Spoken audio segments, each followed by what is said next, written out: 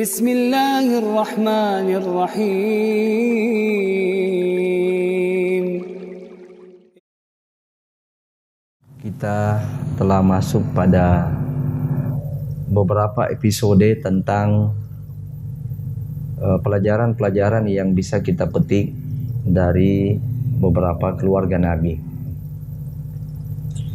Pada malam hari ini kita akan melengkapi episode-episode pelajaran dari keluarga nabi-nabi yang mulia itu, yaitu keluarga Nabiullah Nabi Nuh alaihi salatu wassalam.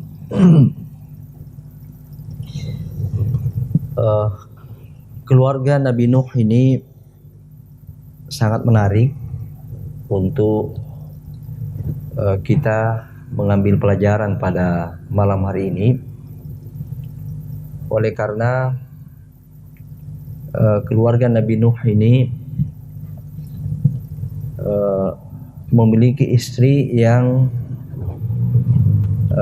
tipologinya berbeda dengan istri nabi-nabi yang lain. Berbeda tipologinya dengan istri Ibrahim, dengan istri Nabi Yakub. Demikian juga beberapa nabi-nabi yang lainnya. Istri daripada Nabi Nuh ini termasuk di antara dua orang istri yang suaminya adalah hamba Allah Subhanahu wa ta'ala yang soleh. Ya, tetapi dia mengkhianati suaminya dan dia menolak risalah yang disampaikan oleh suaminya Nabi Nuh alaihi salam. Maka Allah Subhanahu wa ta'ala mengabadikan dua sosok istri di dalam Al-Quran. Sekaligus ini memberikan pelajaran kepada kita tentang adanya tipologi istri di dalam keluarga, seperti daripada dua sosok istri ini.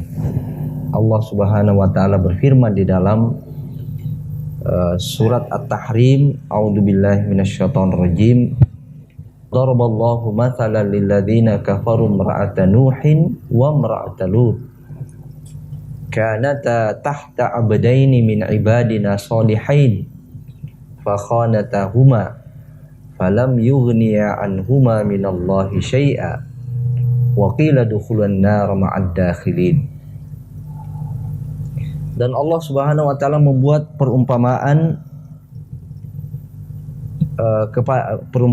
orang-orang kafir,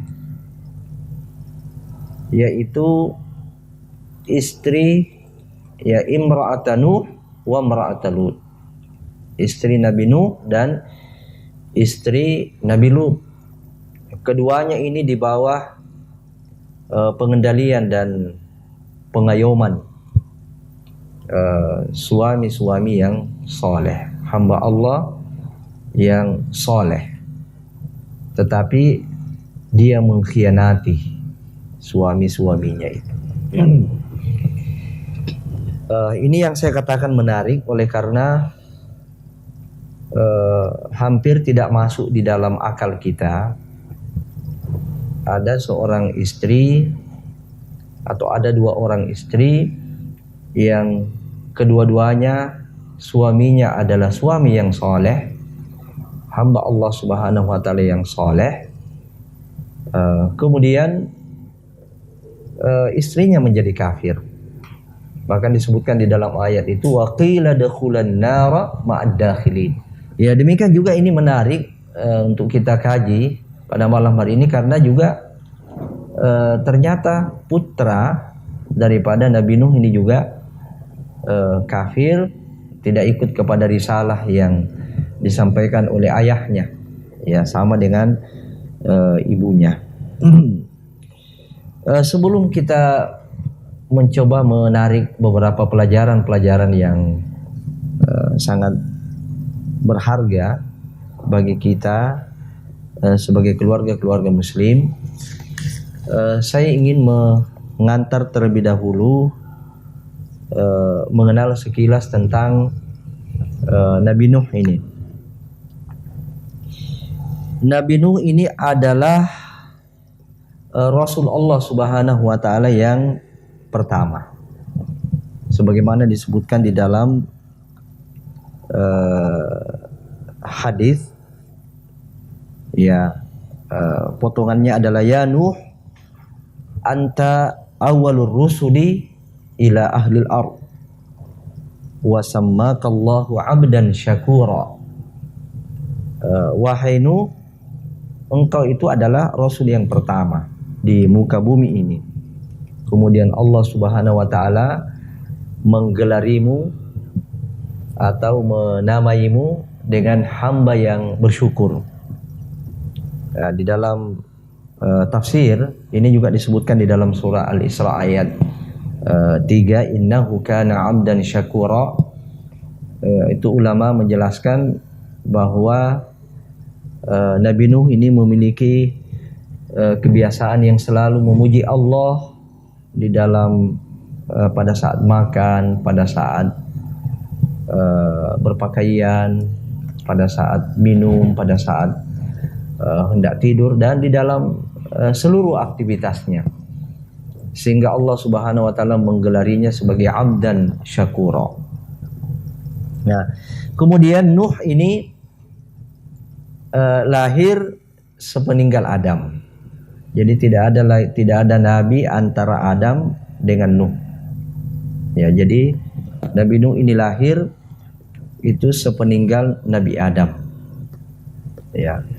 Jadi berapa jaraknya itu di dalam riwayat yang sahih, hadis Abu Umamah sebagaimana yang diriwayatkan oleh Imam Muslim dalam kitab sahihnya, bahwa jarak antara Nabi Adam ke Nabi Nuh ini adalah 10 abad. Ya, kalau 1 abad itu 100 tahun, ya 1000 tahun, ya sekitar 1000 tahun, 10 abad. Jadi 10 abad baru kemudian Allah Subhanahu wa taala mengutus seorang nabi sekaligus rasul yang pertama, yaitu Nabi Nuh alaihi salatu wassalam. Kemudian sebagaimana rasul-rasul yang lain, rasul juga diperintahkan untuk menyampaikan risalah, dan risalah yang diperintahkan oleh Allah Subhanahu wa taala untuk disampaikan kepada setiap rasul itu adalah risalah tauhid, ya, menyembah Allah Subhanahu wa taala dan jangan menyembah selainnya. Ya, risalah untuk mengesahkan Allah, menyembah Allah dan tidak menyekutukan Allah Subhanahu wa taala dengan sesuatu apapun. Maka demikian juga risalah yang disampaikan oleh Nabi Nuh alaihi salatu wassalam, yang pada waktu beliau diutus kaumnya itu tenggelam di dalam penyembahan berhala. Ada 5 berhala pada waktu itu yang disembah-sembah oleh kaumnya. Itu disebutkan di dalam surat Nuh ayat 23, wa qalu la tadarunna alihatakum wa la tadarunna waddan wa la suwa'a wa la yaghutha wa ya'uqa wa nasra. Jadi ada 5 patung-patung yang disembah oleh kaumnya Nabi Nuh pada waktu itu. 5 orang yang saya sebutkan tadi ini, Wadda, ya, Suwa'a, Yaguth, Ya'ub dan Nasra.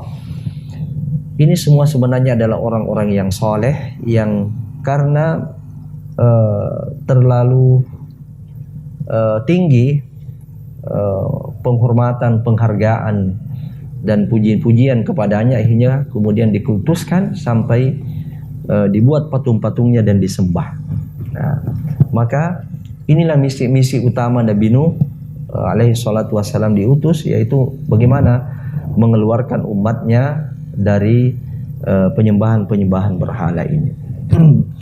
Namun apa yang terjadi, Nabi Nuh ini, kaum Nabi Nuh ini sangat sedikit sekali yang beriman. Ya, sangat sedikit sekali yang beriman, bahkan keluarganya sendiri, istrinya sendiri dan anaknya juga tidak beriman.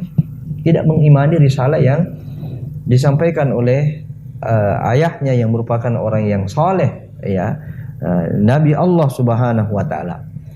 Akhirnya kemudian Nabi Nuh berdoa bagaimana Allah mengazab, membinasakan mereka itu. Maka sebelum Allah mendatangkan azab, angin topan, kemudian dengan hujan yang turun terus menerus, ya, sampai terjadi banjir yang melewati gunung, maka Allah Subhanahu wa taala memerintahkan kepada Nabi Nuh untuk membuat perahu. Ya, dan inilah kemudian menjadi olok-olokan kaumnya pada waktu itu, sebab perahu itu dibuat pada musim kering, pada musim kemarau, ya. Kemudian dibuat tempatnya itu jauh dari laut. Ya, makanya ada yang kaumnya yang mengolok-olok, wah ini perahumu ini Nuh, ya nanti berjalan di atas darat, berjalan di atas daratan. Iya. Karena biasanya orang membuat perahu itu di pinggir laut. Ya, kemudian pada musim menjelang musim hujan atau pada musim penghujan. Ya, maka dibuatlah perahu itu dari kayu yang ditanam sendiri oleh, ya, pohon kayu yang ditanam sendiri oleh Nabi Nuh. Ya, kemudian disebutkan di dalam Qisasul Anbiya yang ditahqiq oleh Syekh Salim Al-Hilali, bahwa perahu yang dibuat oleh Nabi Nuh ini itu belum ada samanya sebelumnya. Belum ada yang menyamai sebelumnya, dan tidak akan ada yang menyamai sesudahnya. Itu digambarkan perahu itu sangat besar, ukurannya sangat besar, tingginya 30 hasta. Ya, kira-kira gimana itu kalau kita bisa bayangkan, tingginya 30 hasta, ada 3 lantai, 3 dek. Ya, dek yang bawah itu adalah binatang-binatang. Ya, jadi setiap dek ini, setiap lantai itu jaraknya 10 hasta. Ya, 10 hasta kira-kira berapa meter itu.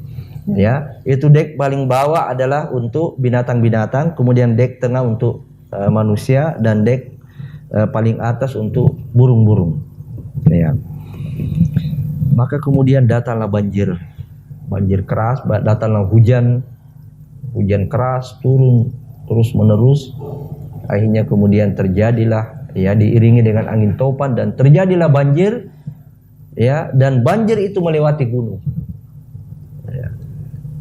Jadi ini siksa Allah, azab Allah Subhanahu wa taala yang Allah datangkan kepada kaumnya Nuh yang menolak ajaran tauhid, menolak syariat Allah Subhanahu wa taala.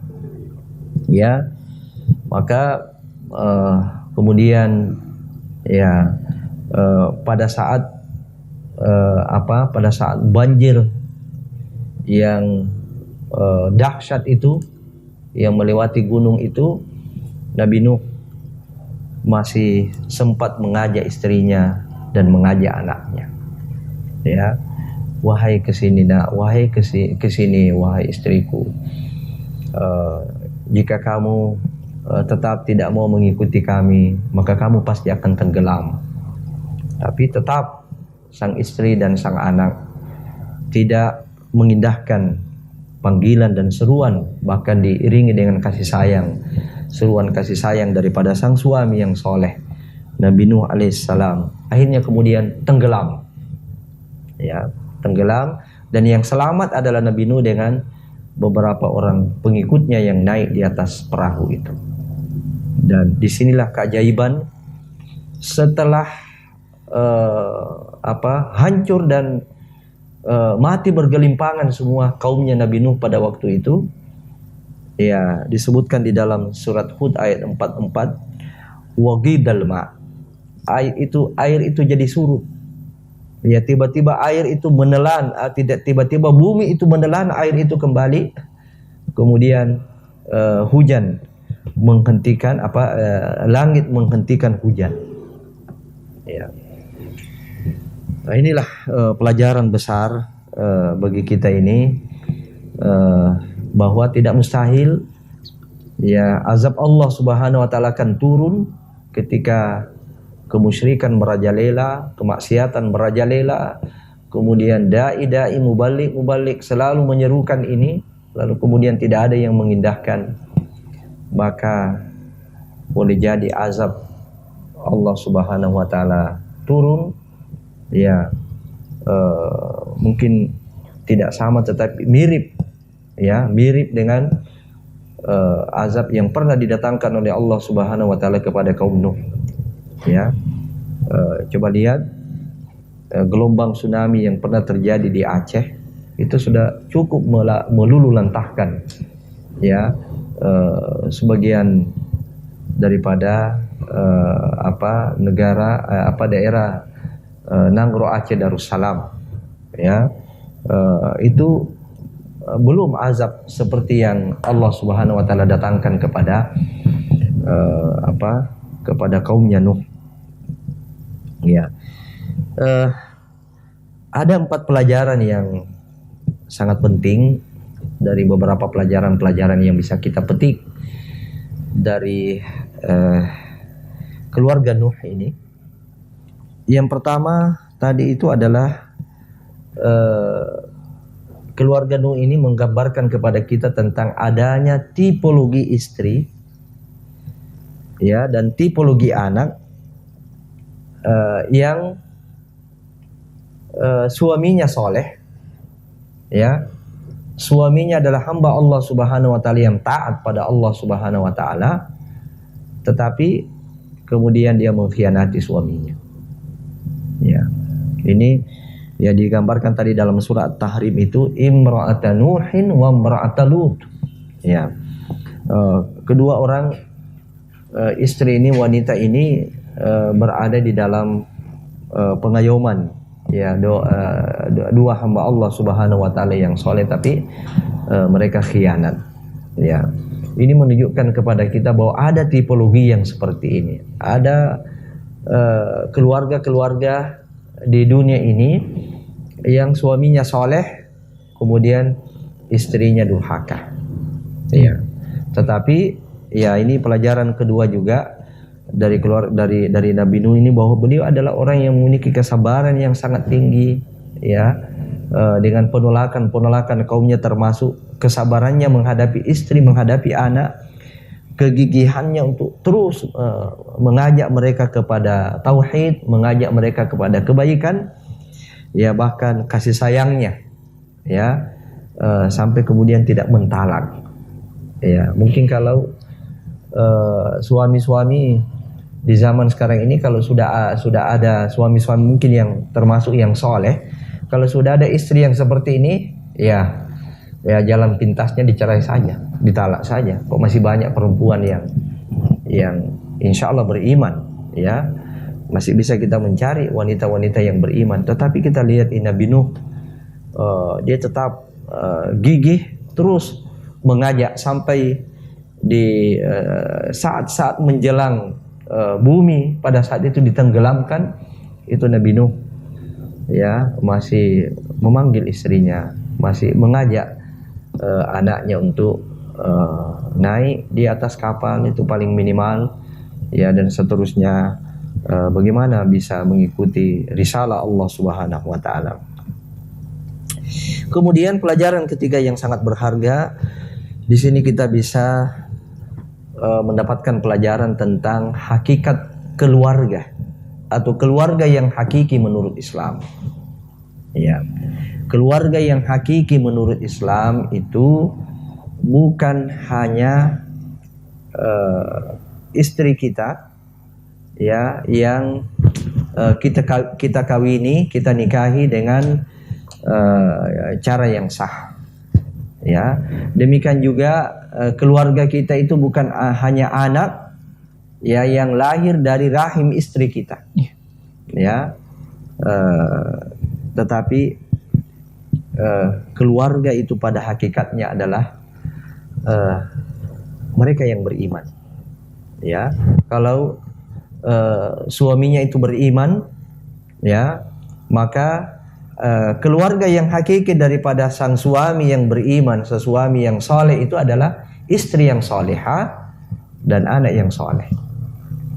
Ya, sebab di dalam surah Hud ini disebutkan dalam surah Hud ayat 46, di ayat sebelumnya itu disebutkan bahwa Nabi Nuh itu menyeru pada Allah Subhanahu wa taala untuk menyelamatkan anaknya. Ya, dengan alasan bahwa dia huwa ibni, ya, huwa ahli. Ya Allah, dia adalah anakku dan dia adalah keluargaku. Ya, dan engkau ya Allah tidak pernah mengingkari yang namanya janji itu. Maka Allah Subhanahu wa taala menurunkan ayat di ayat berikutnya, ayat 46 itu Allah mengatakan kepada Nuh, qala ya Nuh. Ya, Allah Subhanahu wa taala berkata kepada Nuh, wahai Nuh, innahu laisa min ahlika. Ya, wahai Nuh, itu anakmu itu bukan keluargamu itu. Ya, innahu amalun ghairu saleh. Sesungguhnya anakmu itu amalannya bukan amalan yang saleh. Jadi di sini kita mendapatkan pelajaran penting tentang keluarga yang hakiki dari suami-suami yang soleh.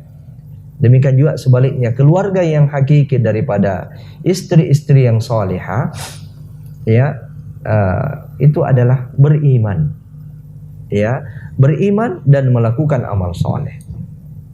Ya, kenapa? Karena hakikat keluarga itu adalah yang bersama dengan kita di dunia ini, kemudian berkumpul bersama dengan kita di akhirat kelak. Allah Subhanahu wa taala berfirman, walladzina amanu wattaba'athum dzurriyyatuhum biimanin alhaqna bihim dzurriyyatuhum. Ya, dan adapun orang-orang yang beriman kemudian keturunan-keturunannya itu mengikuti juga dengan keimanan, alhaqna bihim dzurriyyatuhum. Maka Allah Subhanahu wa taala akan mengumpulkan, mempertemukan kembali mereka itu di surga kelak. Dan pelajaran yang terakhir di antara beberapa pelajaran-pelajaran penting yang bisa kita petik dari keluarga Nabi Nuh alaihi salatu wassalam ini, bahwa ikhtiar yang dilakukan, usaha yang dilakukan oleh siapapun, ya, pada akhirnya yang menentukan usahanya, yang menentukan ikhtiarnya itu adalah Allah Subhanahu wa taala. Siapa yang melakukan ikhtiar dan usaha di sini? Ya, dalam hal ini ikhtiarnya, usahanya itu adalah tarbiyatul usrah. Ya, tarbiyah keluarga, membina, mendakwai dan membina keluarga. Nabi Nuh ini adalah orang yang sangat gigih. Ya, siang dan malam disebutkan di dalam surah Nuh itu, siang dan malam dia mengajak kaumnya, mengajak istrinya, mengajak, mendakwai dan menasihati anaknya, tetapi ternyata mereka menolak, ya, ajakan-ajakan dan wasiat itu. Ya, artinya bahwa Nabi Nuh ini adalah orang yang sangat gigih, orang yang memiliki usaha dan ikhtiar yang sangat kuat agar istri dan anaknya itu beriman. Tetapi Allah Subhanahu wa taala ingin memberikan pelajaran yang berharga kepada kita, bahwa bukan usaha manusia yang menentukan. Sekalipun yang melakukan usaha itu adalah nabi, yang kita ketahui makbul, mustajab doanya. Ya, nabi itu adalah orang yang termulia di antara sekian manusia, di antara seluruh manusia. Sekalipun yang melakukan usaha yang namanya dakwah itu, yang namanya pembinaan keluarga itu, tetapi yang menentukan pada akhirnya adalah iradah, ya, iradah dan inayah Allah Subhanahu wa taala. Maka apa yang saya maksud di dalam pelajaran yang keempat yang terakhir ini, bahwa kita sebagai orang tua, kita sebagai suami yang tentunya bertanggung jawab untuk menjaga diri kita dan menjaga keluarga kita dari api neraka, itu kita hanya berusaha, dan inilah kewajiban kita, berusaha, ya, bagaimana kita mempelajari ilmu pendidikan keluarga, ya, ilmu pendidikan anak, ya, tetapi pada akhirnya yang menentukan apakah keluarga kita itu beriman, apakah keluarga kita itu soleh, ya, atau solehah, itu adalah Allah Subhanahu wa taala. Yang penting kita telah berbuat, yang penting kita telah berusaha. Maka dalam konteks ini ya, tidaklah pantas bagi orang-orang tua atau suami-suami yang belum berusaha maksimal lalu kemudian membawa-bawa alasan Nabi Nuh, ya, tidak usah ini kita ustaz, ya, sedangkan Nabi Nuh saja nabi ini, yes, istrinya tidak beriman, tidak usah kita ini, ya, repot-repot, sedangkan Nabi Nuh saja anaknya tidak beriman. Oh, tidak, beda.